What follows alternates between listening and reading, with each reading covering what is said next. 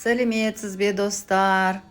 Бүгінгі осындай картошка по-деревенски дегенді дайындаймыз. Оп-оңай 5 минутте дайын болады. Асығып келген кезде тез-тез пісіріп алуға болады. Үйіңіздегі бар 1 килодай картошканы алып, сыртын жақсылап жуып, тазалап аламыз. Қатты немесе темір щеткамен қырып жуып аламыз жақсылап. Содан кейін барып осындай екі бөліп алып,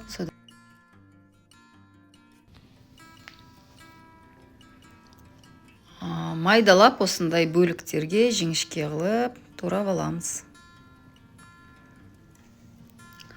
Берем около килограмма картошки и делим на вот такие равные дольки.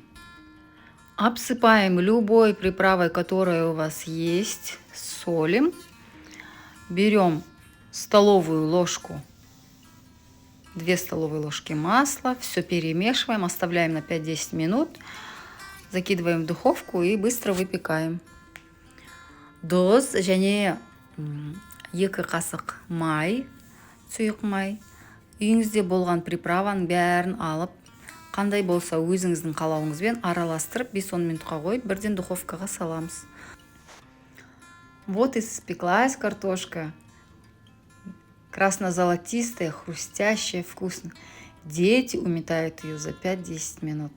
Очень классная, попробуйте. Очень быстро готовится.